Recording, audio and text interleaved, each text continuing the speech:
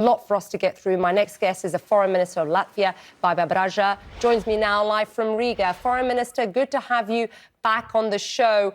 Lots being discussed today, as we've just outlined, including, of course, funding for Kyiv, Tomahawks in the discussion, but also, it seems, a discussion over a drone wall proposal. How exactly would this work, and how soon could this be in place?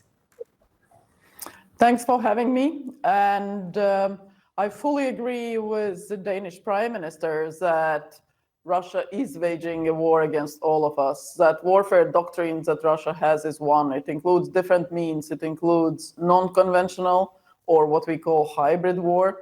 It can be influence peddling. It can be corruption. It can be sabotage or killings of opponents on foreign soils. Depends what objectives they have, but it can also be conventional, as we see in Ukraine. So preferably Russia tries to get its objectives through non-conventional, non-military means, but they don't shy away also from military means. So we have to be very ready for various scenarios, and we have to take our security and defense very seriously. So part of that was 5% decision upon President Trump's leadership in NATO's summit in The Hague this summer, where all the allies agreed to invest 5% in defense, both core defense spending and the defense spending on cybersecurity, resilience, and others. And then also, of course, it's the overall societal resilience and readiness, where we see that the drones, as we have seen both the drone warfare in Ukraine, but also the confusion that Russia is trying to create, as it was in Poland, for example, flying quite a number of drones inside and saying, oh, it was an accident or it was not intentional. But such an amount of drones, quite clearly, it doesn't happen by itself. And so we have to be ready, as all of us. So what would this drone wall, how exactly would this drone wall work then, Foreign Minister? I think the drone wall, as two words, is actually a concept. So that means a concept which means readiness to both identify, have the means, sensors, radars, a whole set of both technological but also procedural readiness to identify, detect, identify, but also then to be ready, if necessary, to take down the drones if they create a danger or threat or anything to us. So it's a complicated, it's not like building a fence. It's a complicated set of means that can be ground-based, that can be air-based, it can be drone to drone, like drone interceptors against the drones coming to you, which means using artificial intelligence to identify. So having sufficient data.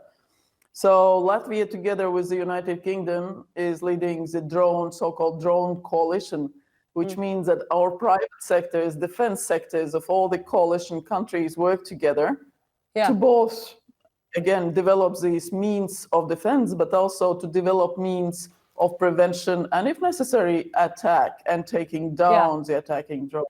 Let me get your thoughts then, because it seems that this drone wall idea, this proposal that you're just outlining, is already, Foreign Minister, facing criticism, at least from Germany, France. The German Defense Minister, Pistorius, said, quote, drone defense, of course, but not by a drone war. The French President, Emmanuel Macron, said, and I'm quoting here, I'm wary of those kinds of terms. Things are a little more sophisticated, and he's calling for a more layered approach of long and short-term air defense system. I mean, how likely is this to go ahead? Because the time frame, from what I understand, is years from now. The drone wall is a good calling sign. So it doesn't mean, the wall, 6,000 meters up in the air. Yes, but what I understand is that there are disparities and there are difference of views within the European Union about this. There are differing opinions with regard to various situations. As we saw in Denmark, it applies both to Denmark because, again, it was heavily affected by unidentified drones. And Denmark still has to attribute what it was. In our case, we had a Russian Shahed, Iranian-produced Shahed falling onto our territory. In Polish case, it was very clear Russian drones that were flying into its territory, both decoys, but actually armed drones. So it can be various situations and there will be various answers, but quite clearly for the countries on Russia's borders, we have to be able to detect, identify as early as possible, preferably on the other side of the border, because if they cross into our border, we have little time to actually take action, but then also, if necessary, to destroy. And that relates also to all types of other challenges. It can be different types of situations.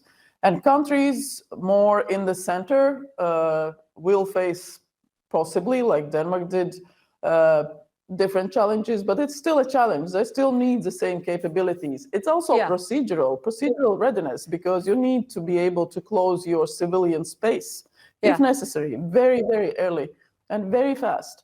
Because to take something down, you don't want to make mistakes, right? Foreign Minister, very briefly, because we are running out of time. I heard you say, and correct me if I'm wrong, that you've had a Shahed drone fall on Latvia. Is that the case? And when did this incursion happen? If it happens again, would you heed the words of President Trump and say they should shoot them down? What would Latvia do in this instance if it happens again? Absolutely. In our case, it was a year ago, last September, when a Shahed drone fell. It was an armed drone, and luckily it fell onto a field, so it didn't create damage. But from there on, we started working on our countermeasures. So we have, I'm not going to tell you publicly what countermeasures we have. But would you shoot it down? Ready. Would you shoot it down if it does? Yes. You would. Yes. Foreign Minister. We have closed airspace on our border, so we know how far in we have the right to take everything down. Foreign Minister, really appreciate you taking the time, as always. Thank you very much. Good to see you. We'll have